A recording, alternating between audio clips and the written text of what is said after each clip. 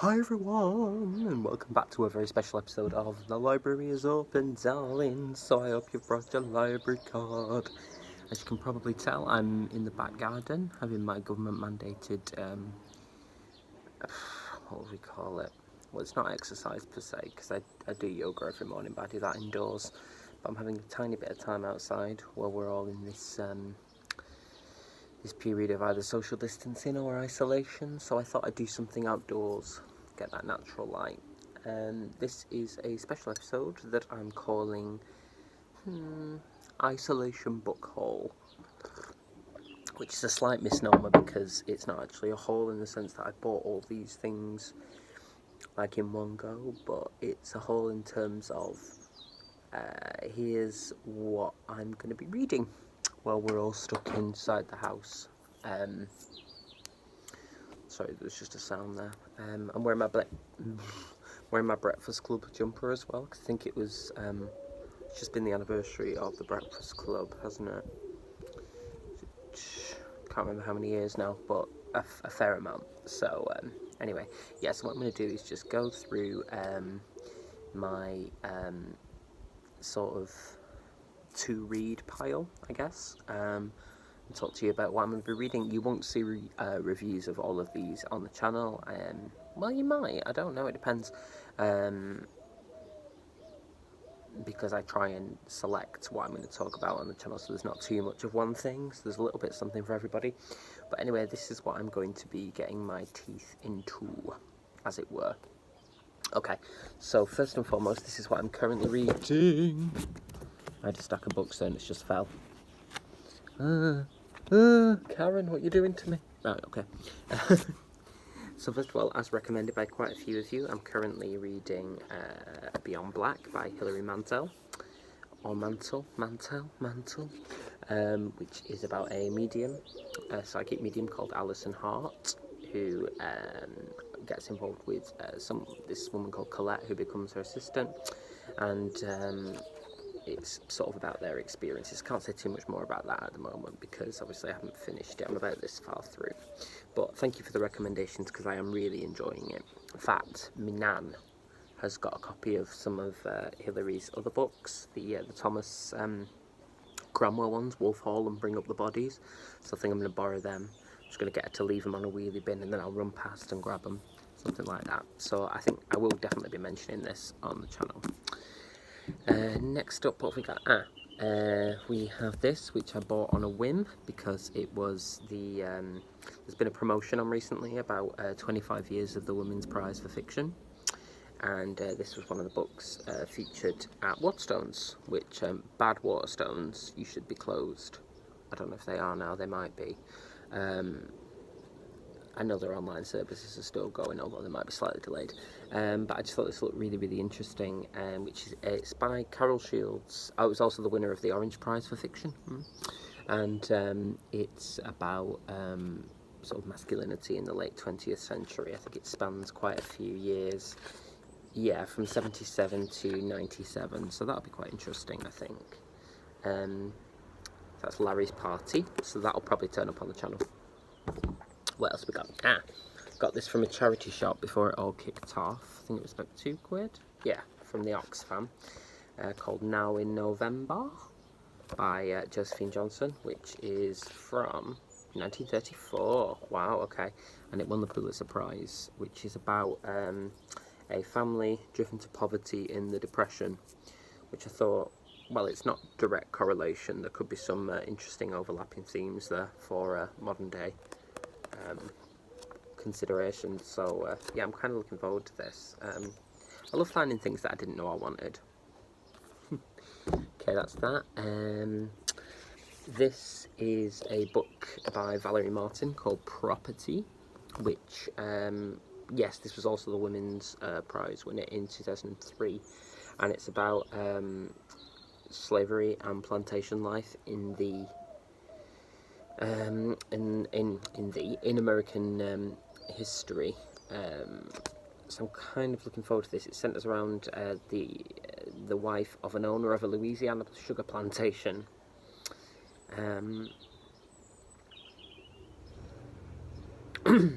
Oh, someone's doing their lawn. How useful in this climate. Yeah, so property, that looks really interesting. Very, very interested to read that.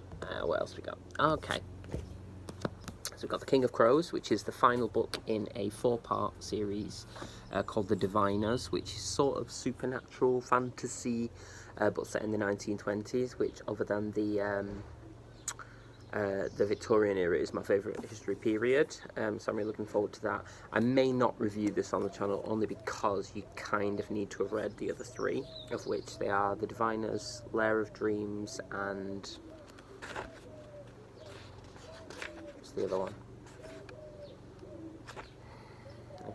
Before the Devil Breaks You. So this is the finale of that, called The King of Crows, but it's very sort of macabre, but infused with that sort of 20s spirit, and sort of like X-Men for the flapper generation, maybe, I don't know. On that theme, we have the brand newly released, which I'd pre-ordered. It's a collector's edition with, oh, look at those gorgeous book plates, that's nice, isn't it? This is Cassandra Clare's first book of her new trilogy, The Last Hours, which is based on her series The Shadow Hunters, which are all, I think there's about 4 now, this will be the 4th sort of trilogy of stories set in this particular world, which are different time periods throughout history. Again, it's a fantasy series based on descendants of an archangel called the Nephilim, who, you know, fight to save our world. Yes, it is the what do you call it? No, it's actually the 5th, because there's another spin-off. So she has one series called The Mortal Instruments, which you can see on Netflix. Then there's The Infernal Devices, The Dark Artifices, The Eldest Curses, and then this one. This series is going to be called The Last Hours. So I may talk about this on the channel actually, but I haven't had a chance to read it yet because she's kind of thick. She's thick. So yeah, that's to come. Oh yeah, this one is special. Well, they're all special, but this is a collection of 5 plays from the Vault Festival in London, which is a theatre festival for new work. And the reason I bought this was because my friend and work colleague Lucy Burke has one of her plays in here called Glitter Punch. Which I bought because I just really want to support her. But it also includes the plays Tumulus, Burkers and Bacon Butties, Wind Bit Bitter, Bit Her, and The Strong Box. So I probably will feature this to give Lucy some love, because she's a very talented writer, and she writes a lot about the North. So that's for Lucy. Where next? Try not to make this too long. This one, yes. I really, really wanted this. I'm not sure if this is available in the UK yet, or if this is a US import. But this is called Real Life by Brandon Taylor. I definitely will review this one, which is about an introverted young man from Alabama who's both black and queer, and I think it's going to speak to issues of intersectionality and identity and so on and so forth, and also academia, because he's at a Midwestern university working on a biochem degree, and I'm really interested in books about academia and stuff like that, and like the dark side, or the sort of underside, as it were. And we need more queer black voices, or rather I should say non-white queer voices. So this looks really good, and that's a lovely cover as well, isn't it? Look at that little bird, because I'm a girl. Okay, yes, this I bought for I think 60p, and funnily enough, because it had been recommended on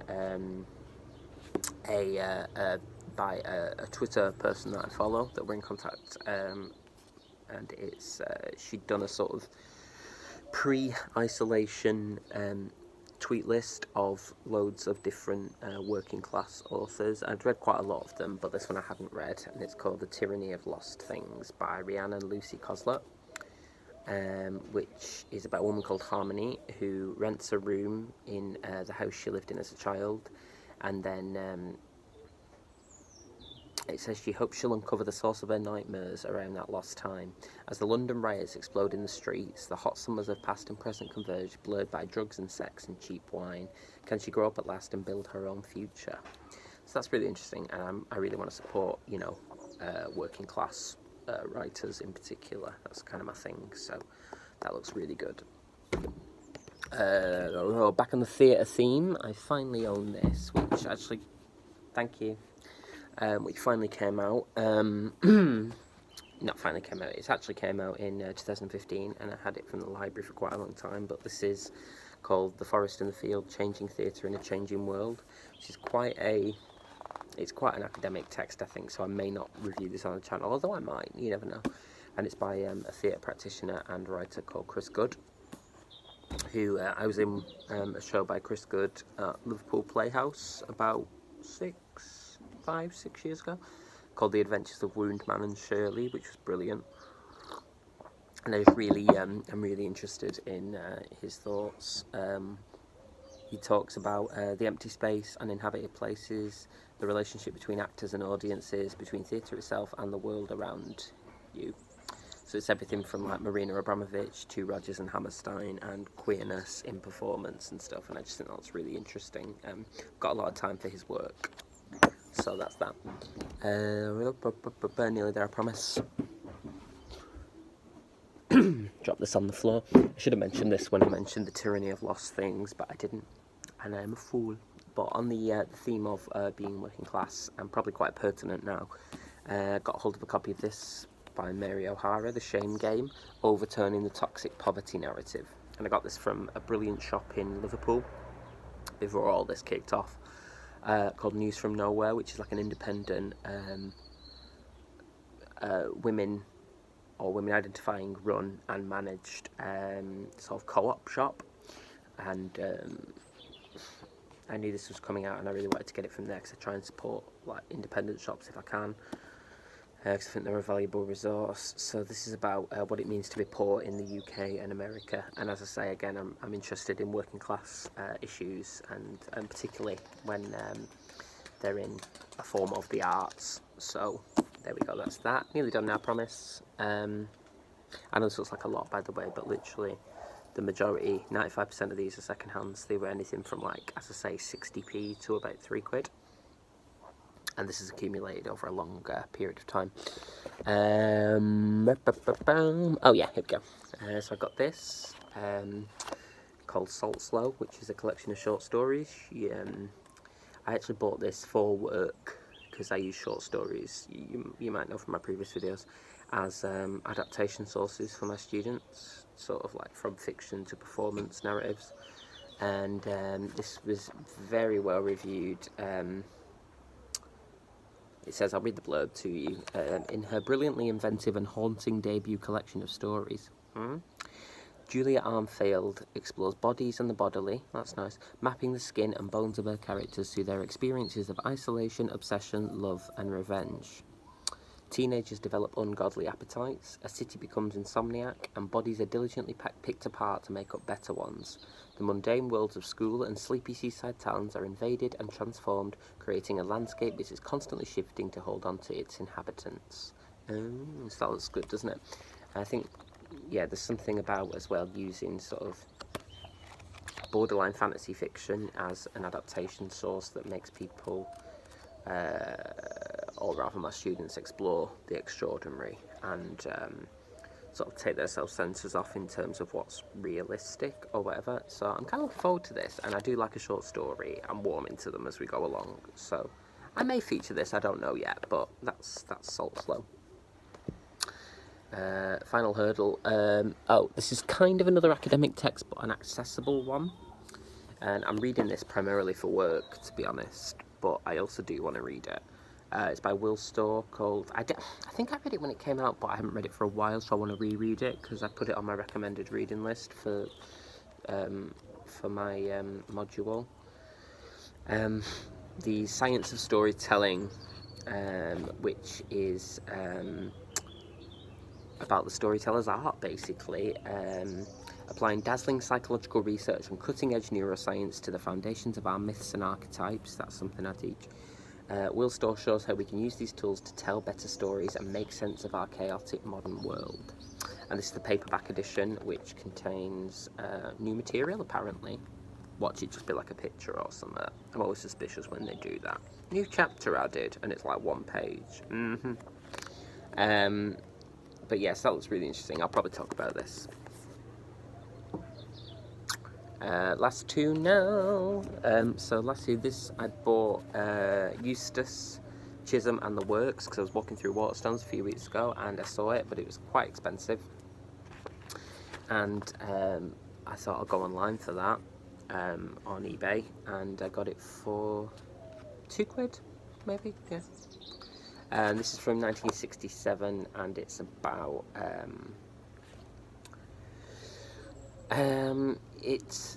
a cast of characters and their experiences in a Chicago boarding house. But what I'm more interested in is apparently it talks a lot about issues of the day, sort of social issues as we used to call them, so things like abortion and homosexuality, and I'm really interested in how they're talked about in like older novels and stuff. I find that interesting, and it looks like quite a nice, easy read. It's a cute cover as well, so yeah. And last but by no means least on this haul, we have Dunbar by Edward St Auburn, which is, and I'll tell you for why, which is a reimagined version. They did a series with Hogarth publishers called Hogarth Shakespeare, where they commissioned loads of contemporary authors to retell Shakespeare plays in different contemporary contexts. So like Jeanette Winterson did The Gap of Time, which is The Winter's Tale, I believe, and Anne Tyler did Vinegar Girl, which is Taming the Shrew, so on and so forth. This one is a retelling of King Lear, set in a care home in the Lake District. So I'm really interested in that, and I have one on order, who knows if it'll turn up, called, I can't remember what it's called now, but it's another retelling of King Lear set in Iowa in the early 1990s. So I thought it might be quite interesting to do a comparison, you know, where I sometimes do two books in one video and talk about adaptations of King Lear. It's one of my favourite Shakespeare plays, King Lear, mostly for the relationships between the sisters, Goneril, Regan, Cordelia, and also about power relations, sort of how power is shared and how power gets merged in with love and so on and so forth. And so yeah, I think that'll be quite an interesting video. Hopefully, anyway, if you're into that kind of thing. But yeah, so this was just a really quick bonus episode. Not that quick, it's 18 minutes. I just wanted to check in with you all and make sure you're okay. If you're interested in any of these titles or want to recommend any more, drop down below for my isolation station. Check out my beard as well and my hair. That's what happens, because we're not like in drag at the moment, obviously for understandable reasons. It's just sprout like a potato. Look at that. Sorry, that really wasn't attractive. I do apologise. But you're here for the content, not the chin. So yeah, I will keep you updated and look out for some of these titles very soon. So the library is officially closed again. So put your library card safe in your Jack and Jill, and keep it safe till next time. Lots of love.